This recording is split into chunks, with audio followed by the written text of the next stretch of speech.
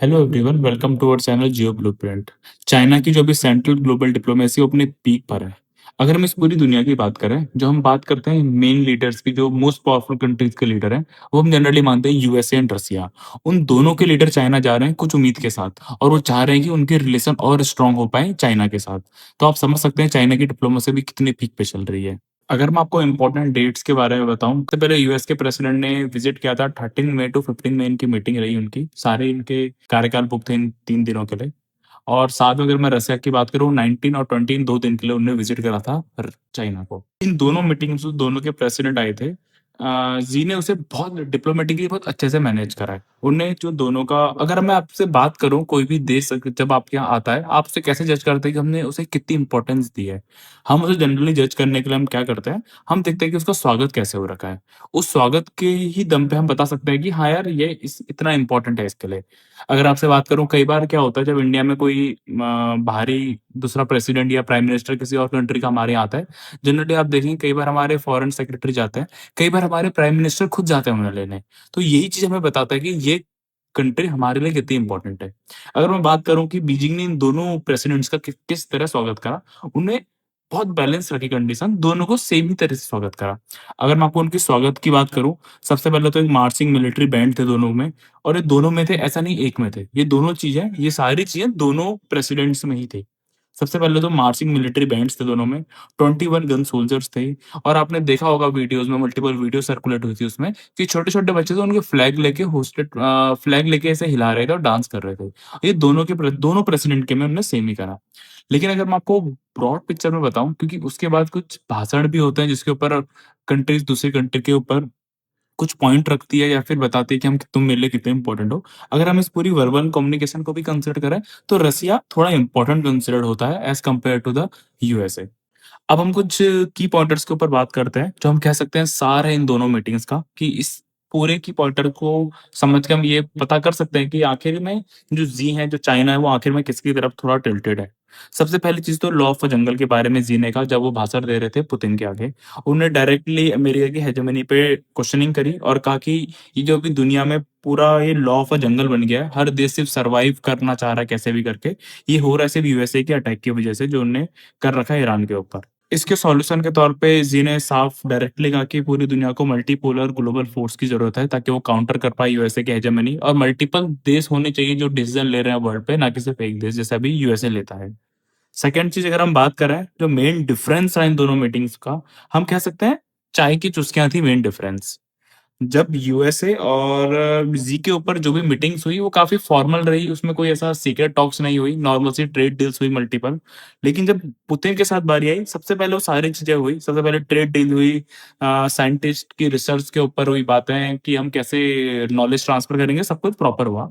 But last में 1.5 घंटे की एक टीम मीटिंग हुई, उसमें लोगों ने खुफिया तौर पे डिस्कशन करूंगा, डेफिनेटली हमें पता है किन टॉपिक के ऊपर उन्हें डिस्कस कराऊंगा। सबसे पहले उन्होंने यूक्रेन के ऊपर डिस्कस किया होगा, उन्हें यूएसए की हेजेमनी कैसे तोड़ी जाए उसके ऊपर डिस्कस किया होगा, शेड ऑफ हॉर्मुज के ऊपर डिस्कस किया होगा, और जो भी पूरी दुनिया में केओस फैला हुआ उसके ऊपर डिस्कस किया होगा।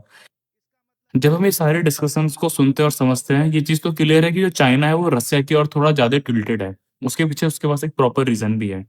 अब आप समझिए, जो चाइना है उसका जो 50% क्रूड ऑयल है वो आता था मिडल ईस्ट से, और मिडल ईस्ट अभी करंटली पूरा चोक पड़ा हुआ है जस्ट बिकॉज़ ऑफ चाइना और यूएसए की वॉर से। अब ये जो पूरा उसे एनर्जी क्राइसिस है, उसे काउंटर करने के लिए उसे एक ऐसी कंट्री चाहिए जो उसे सारी उसकी डिमांड को फुलफिल कर पाए। उसमें उसके लिए बेस्ट ऑप्शन है रसिया। अब रसिया के लिए भी ये बहुत पॉजिटिव है, क्योंकि रसिया के ऊपर सारे सैंक्शन पड़े हुए हैं, कोई उसका तेल खरीद नहीं रहा है डर के मारे यूएसए से। तो उसके लिए भी एक प्लस पॉइंट है कि वो बेच पाए चाइना को इस पूरी प्रॉब्लम में। क्योंकि आप समझिए, जब एग्जिस्टेंस के ऊपर प्रॉब्लम आने लग जाती है आपकी जनता में, रियल में एक ऐसी प्रॉब्लम होती है जिसका सॉल्यूशन आप निकाल ही नहीं पा रहे हो, तो आप फिर ये नहीं सोचते हो कि ये देश मेरे ऊपर सैंक्शन लगाएगा, मेरे ऊपर ये क्या करेगा। आपको बस अपने फुलफिल करना होते हैं सारे नीड्स। तो अभी वही टाइम चल रहा है। तो हम ये कह सकते हैं चाइना और रसिया के लिए ये विन-विन सिचुएशन है दोनों के लिए। और एक चीज़ आप हमेशा याद रखिए, जियोपॉलिटिक्स में भाई हमेशा बंदा ग्रीडी अप्रोच में चलता है। वो कभी ये नहीं सोचता है कि यार ये बहुत अच्छा है, गंदा है, डज़न्ट मैटर। उसे सिर्फ मतलब होता है ये मेरे लिए कितनी हेल्प कर सकता है इन फ्यूचर, या फिर वो फ्यूचर गेम खेल रहा होगा या करंट गेम खेल रहा होगा, लेकिन वो हमेशा एक ग्रीडी अप्रोच लेके ही चलता है। अब बात करें रसिया की, उसे चाइना की इतनी क्यों नीड है? अब आप ये समझिए, अभी जो फर्स्ट क्वार्टर के रिजल्ट आए हैं 2026 के रसिया के, उसकी इकोनॉमी श्रिंक कर रही है। तो अभी अगर मैं आपको पूरा चीज़ बताऊँ तो रसिया को ज़्यादा नीड है चाइना की कंपेयर टू कि चाइना को कितनी नीड है। क्योंकि स्ट्रेट ऑफ हॉर्मुज़ सबके लिए चोक है, मानता हूँ, कुछ शिप्स पास हो रही हैं और ये बात आप जान सकते हैं कि ईरान चाइना की मदद करने के लिए किसी भी हद तक जा सकता है। तो ये बात मानिए कि उसको कहीं न कहीं से थोड़ा बहुत तेल मिल जाएगा, कुछ समय तक चाइना सर्वाइव कर सकता है। बट लेकिन रसिया की इकोनॉमी तो डायरेक्टली डाउनफॉल की तरफ स्टार्ट हो गई है। तो उसे ज़्यादा नीड है चाइना की एज़ कंपेरेटिव टू चाइना को कितनी नीड है रसिया की।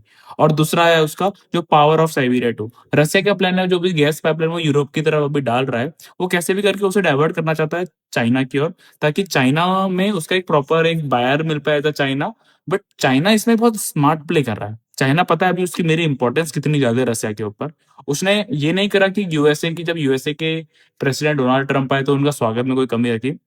उन्हें प्रॉपर दोनों का स्वागत सेम तरीके से रखा और चाइना में वो टाइम माँग रहा है, जाकि उसकी जो पाइपलाइन है उसके अप्रूवल की टाइमलाइन नहीं दे रहा है वो किसी भी हालत में, ताकि रसिया पे वो और डिप्लोमैटिकली प्रेशर डाल पाए और उसे एक अच्छी नेगोशिएट कर पाए इस पूरी डील को। तो आप एक समझ सकते हैं कि इस पूरी दुनिया भाई ग्रीडी अप्रोच में चल रही है। हर कोई अपना फ़ायदा देख रहा है, बस कैसे भी करके अपना फ़ायदा निकालना ज़रूरी है इस कठिन समय में। डेफ़िनेटली कठिन समय चल रहा है। हर कंट्री की इकोनॉमी सफ़र कर रही है, बस कैसे भी करके अपना काम निकालना है। ये बात हमेशा याद रखिए, जियोपॉलिटिक्स में कभी कोई किसी का एज़ अ परमानेंट पार्टनर नहीं होता, सब ग्रीडी अप्रोच में खेल रहे हैं, तो हमें भी ग्रीडी अप्रोच में खेलना है। इवन इंडिया भी अपने पॉइंट पे कुछ ग्रीडी अप्रोच में खेल रहा होगा, कुछ ना कुछ वो भी टेक्निक्स लगा रहा है, क्योंकि हर कंट्री के अपने एडवांटेजेस होते हैं। क्योंकि अब आप ये नकार नहीं सकते कि चाइना ने जो अपना इतना मैसिव इमेज बनाई है, उसके पीछे बहुत से रीज़न भी है। सबसे पहले वो मैन्युफैक्चरिंग हब है। अगर आप उसकी टेक्नोलॉजी की बात करें तो बहुत काफ़ी एडवांस है वो। आप उसे नकार नहीं सकते हो। वो टाइम जा चुका है जब हम चाइना का माल कह के हम उसका मज़ाक बनाते थे, वो टाइम जा चुका है। अब चाइना एक बहुत अच्छा प्लेयर है वर्ल्ड में, उसकी एक रिकॉग्नाइज़ किया जाता है अच्छे से। हर कंट्री उसे चाह रहा है मेरी तरफ आए। डेफिनिटली इंडिया भी इसके ऊपर कुछ स्टेप्स लेगा और अब देखते हैं आगे क्या होता है। प्लीज़ गाइस सब्सक्राइब करिए हमारे चैनल को, ऐसे ही जो भी लेटेस्ट न्यूज़ आती है हम उसके ऊपर वीडियोज़ बनाते हैं और प्लीज़ हमें आपकी सपोर्ट की नीड है, प्लीज़ सब्सक्राइब करिए। Thank you.